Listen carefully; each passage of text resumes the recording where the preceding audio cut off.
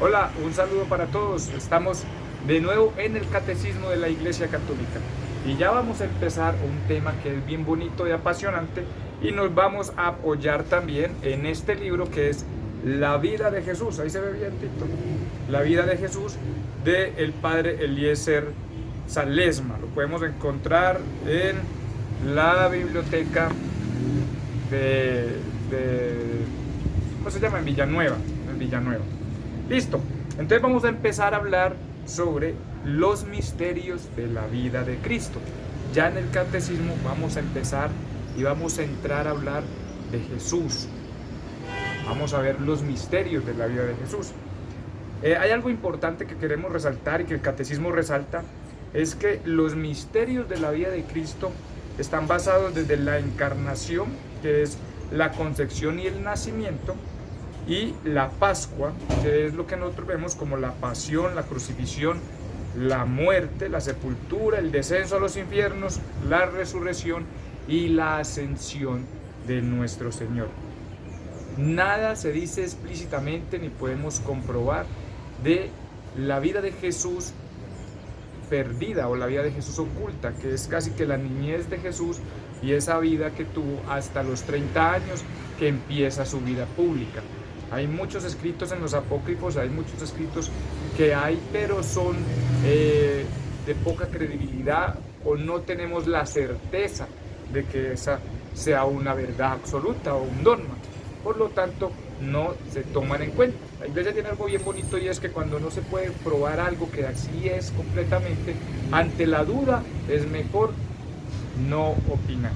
Entonces miramos que la catequesis, según las circunstancias, deben de presentar una riqueza en los misterios de Jesús, que aquí van a iniciarse en los elementos comunes del misterio de la vida de Cristo, para esbozar a continuación los misterios de la vida oculta, la vida pública de Jesús. Es lo que vamos a ver a continuación.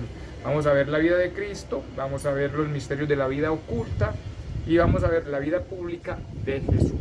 Vamos a trabajar todo este tiempo sobre ello.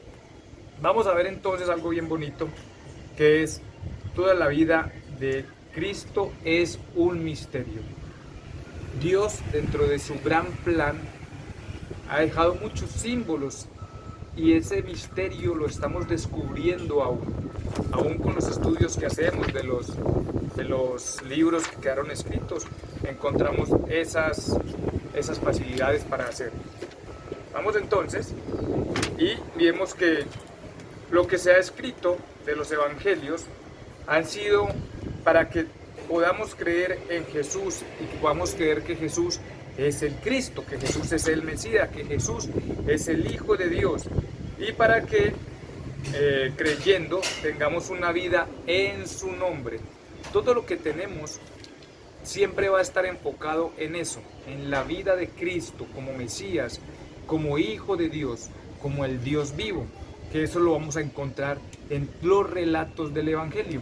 Por eso los evangelistas solo tenemos escritos que se habla de la vida pública de Jesús. Solo Lucas habla de la niñez de Jesús y es la natividad de Jesús, porque él hizo una bonita investigación. Es uno de los que escribe que deja una investigación.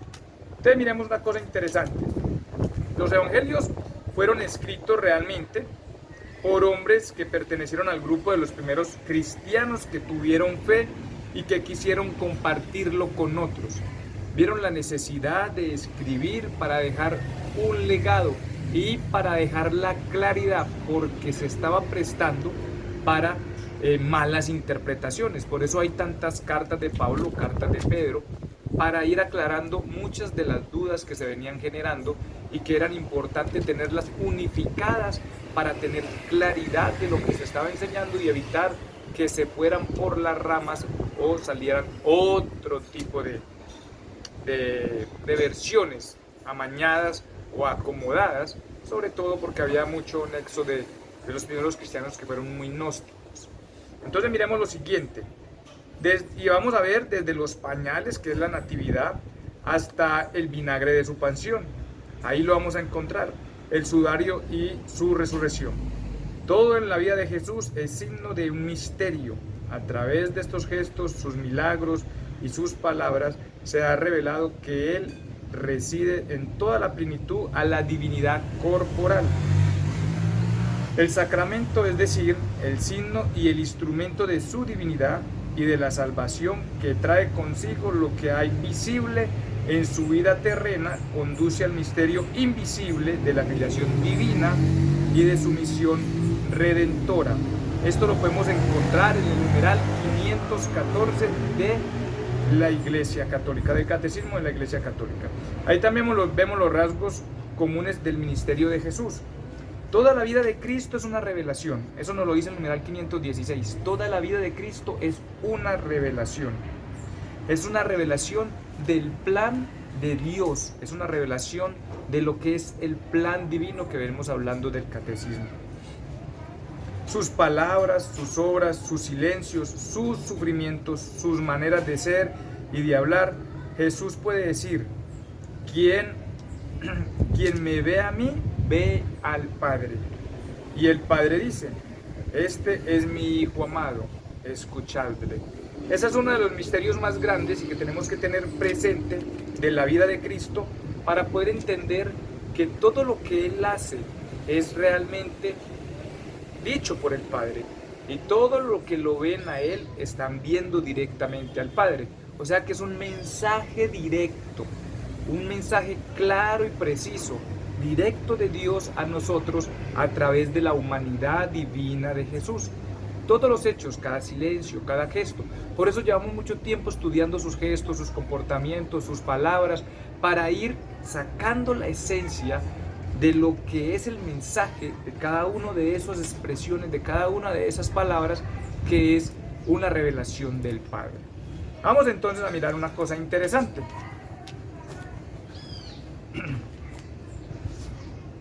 Vamos a ver que toda la vida de Cristo es un misterio, y la recapitulación, casi no lo digo, de todo lo que Jesús hizo y dijo y sufrió, tuvo como finalidad establecer al hombre caído, o sea, restablecer al hombre caído en su vocación primera. Todo lo que hizo Adán y Eva, que fue perder esa imagen y semejanza de Dios y esa eternidad, Jesús no lo devuelve. Vamos a ver una cosa interesante aquí y vamos a hablar sobre los evangelios. Mire que estábamos hablando de los evangelistas, que ellos son los que realmente dejan los textos claros, que nos llevan a conocer esos gestos, esas expresiones, ese silencio, cada uno de las cosas que tenemos que entender de ese misterio tan grande de Jesús. Y dentro de ellos lo tenemos en el Nuevo Testamento. Acá hay algo bien bonito, y es que Jesús no pudo haber escogido una mejor palabra que la palabra evangelio. Evangelio significaba buena noticia. Todos los que estaban en la época, cuando veían a uno de los mensajeros gritando evangelio, evangelio, significaba que traía una buena noticia, ya que se había ganado una guerra, o que un rey iba a traer muchos beneficios para esa ciudad, o que había nacido un profeta. Siempre la palabra evangelio era una buena noticia, y el evangelista era esa persona que llevaba esa buena noticia. Entonces él no pudo escoger una mejor palabra para dar a conocer lo que es su vida y su mensaje, todo el misterio de Cristo y la revelación del Padre a través de él, con la palabra evangelio, que es la buena nueva, la buena noticia. Lo que no sabíamos es que era una palabra muy común y que era de los evangelistas del rey, los que iban mensajeros que llegaban gritando esa palabra completamente, evangelio, y la gente se ponía feliz cuando la escuchaba, porque siempre significaba que era una buena noticia. Entre los 4 libritos que tenemos, encontramos que son libros pequeños que han cambiado el mundo, han transformado el mundo, que son el Evangelio de San Lucas, el Evangelio de Mateo, de Marcos y de Juan. Vamos a ver unas cosas bien bonitas. El Evangelio más largo es el de San Lucas, y el de San Lucas tiene 1140 frases. Luego sigue el de Mateo, que tiene 1068 frases. El de San Juan, que tiene 879 frases. Y el más corto, que es el de San Marcos, que tiene 746 frases. Vamos a ver una cosa importante y es, vamos a hablar de Mateo. Mateo es el primer evangelio es el de Mateo, y él era uno de los apóstoles, de Jesús, que se enfoca en los sermones de Jesús. Él está claro en los sermones de Jesús, se enfoca mucho en el sermón de la montaña, en cuando envía a los apóstoles a predicar, y las parábolas. Va a tener mucha claridad, y él era uno de los que estaba ahí. Incluso este libro nos cuenta que muchas veces Jesús tuvo que repetir sus sermones en otros lugares, y él en su cercanía los tenía presente y lo enfocó precisamente en eso. También tenemos que es el evangelio que fue escrito en arameo, luego después fue pasado a griego y a latín, y está dirigido especialmente, aquí vamos a encontrar a Jesús, lo vamos a ver como el Mesías, porque está dirigido especialmente para los judíos, para demostrar en cada una de las partes del evangelio que Jesús cumple todas las profecías y que efectivamente Jesús es el Mesías. Ahí vamos a encontrar eso. Se propone demostrar realmente que las profecías se cumplieron. Es el libro más breve, pero el que más ha causado impacto en el mundo y ha traído muchísimos seguidores. Vamos a ver entonces, el más breve es el de San Marcos, que vamos a mirar a San Marcos. Y San Marcos tiene 746 frases, vamos a ver.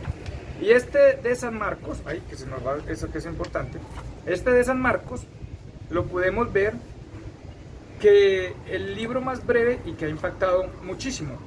Hay una cosa importante, San Marcos no era apóstol de Jesús, San Marcos era discípulo del apóstol Pedro. De hecho, lo amaba tanto que en muchas ocasiones él se refiere a Marcos como el hijo amado, el hijo Marcos, mi hijo Marcos. En este de San Pedro se presenta una narración donde se muestran más los cuadros de los gestos de las personas, de lo que está viviendo, de cómo son los personajes, cómo desfilan sus actitudes y las miradas y sentimientos de Jesús, de sus discípulos, de los fariseos.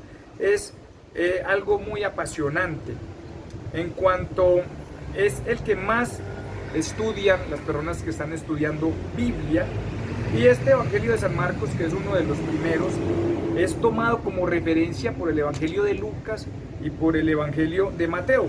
Miren que acá hay un dato bien interesante, y es que quiere decir que San Marcos fue uno de los primeros, fue el primero escrito.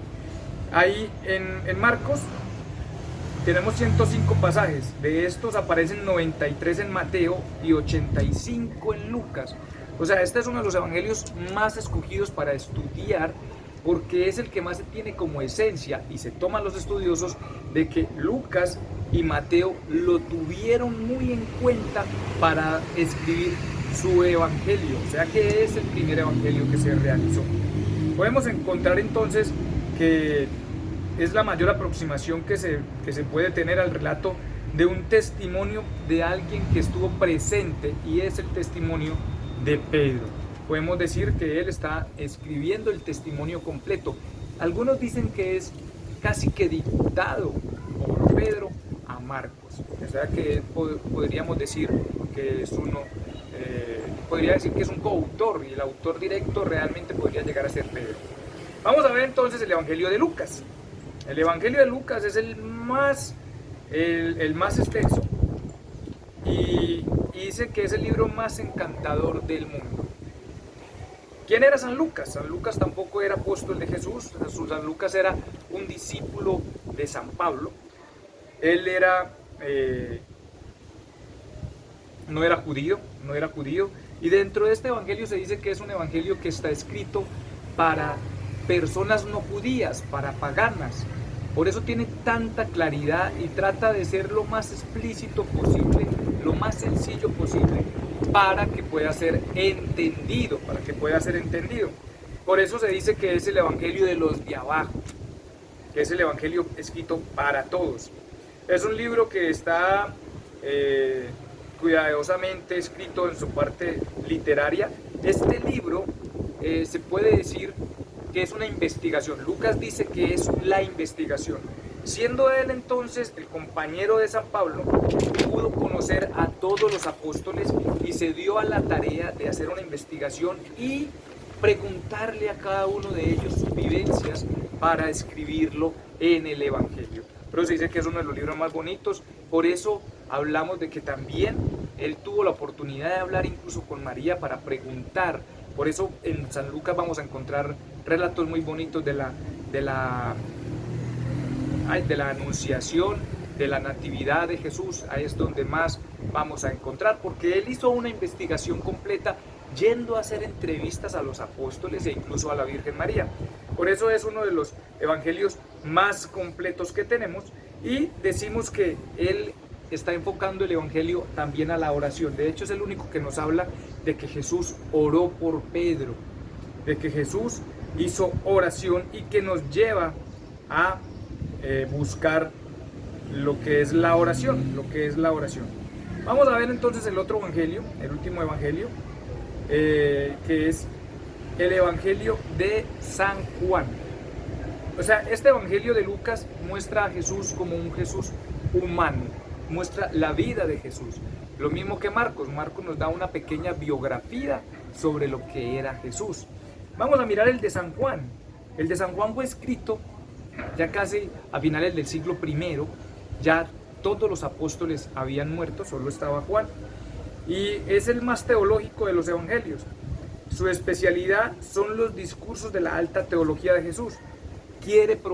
Juan quiere probar que Jesús es Dios.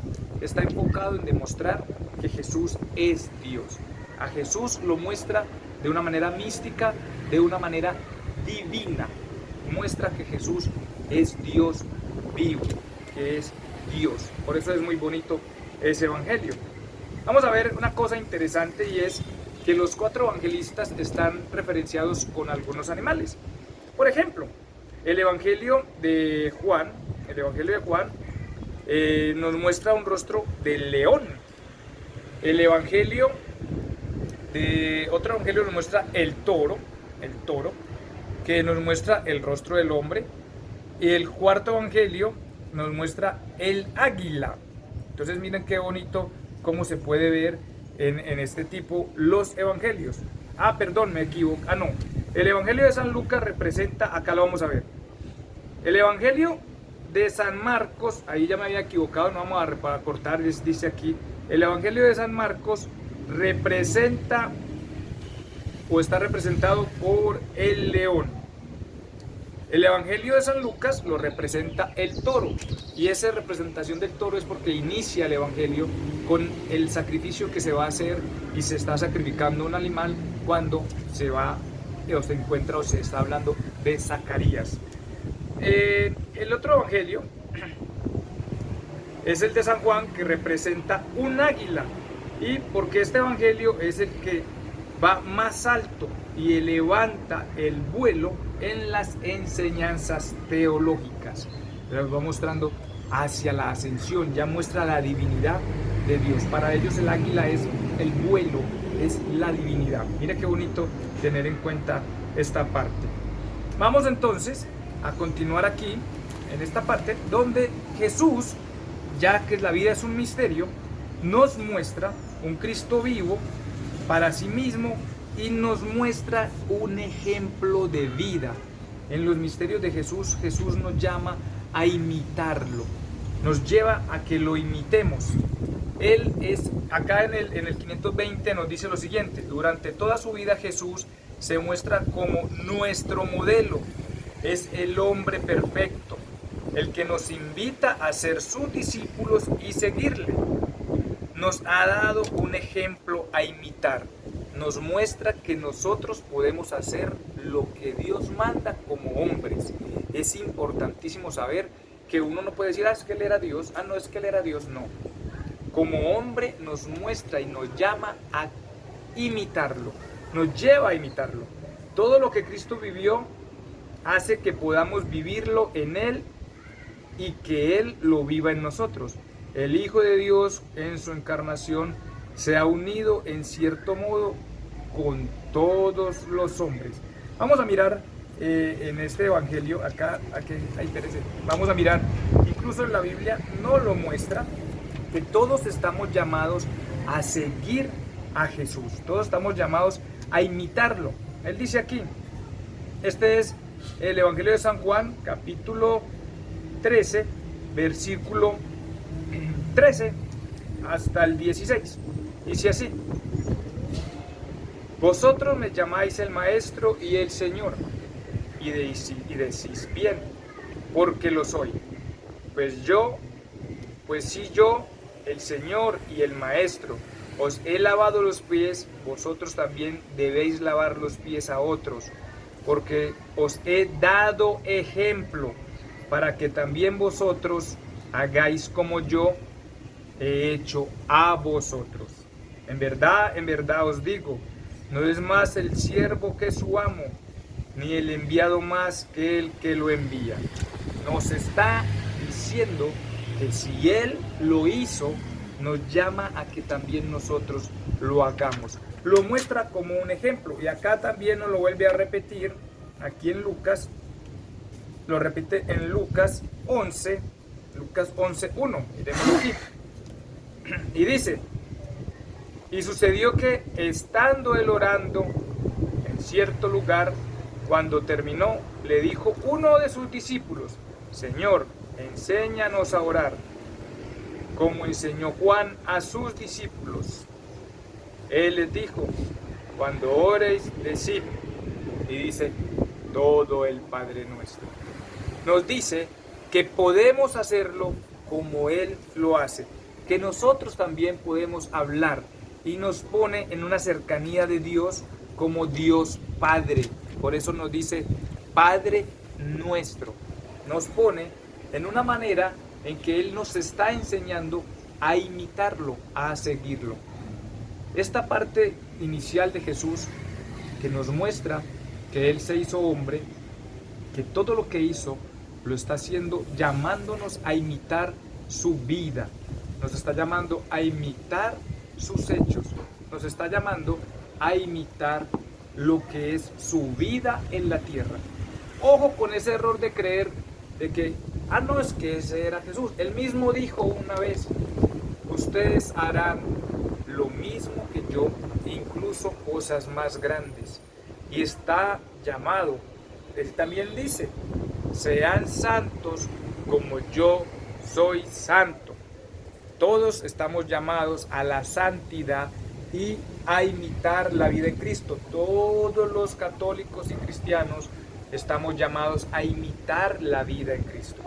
No a verlo como que lo que hizo era inalcanzable, sino imitarlo, porque Él es el molde, es el modelo que debemos seguir como el hombre perfecto. Tratar de acercarnos lo más que podamos. Muchas gracias. Seguimos en este tema tan bonito. En la próxima vamos a conocer un poquito más sobre Israel, sobre la tierra donde está Jesús, para que podamos contextualizar todo lo que vamos a seguir estudiando de aquí en adelante. Muchas gracias, que estén muy bien. Chao, chao, se cuidan mucho. Muchas gracias por todo.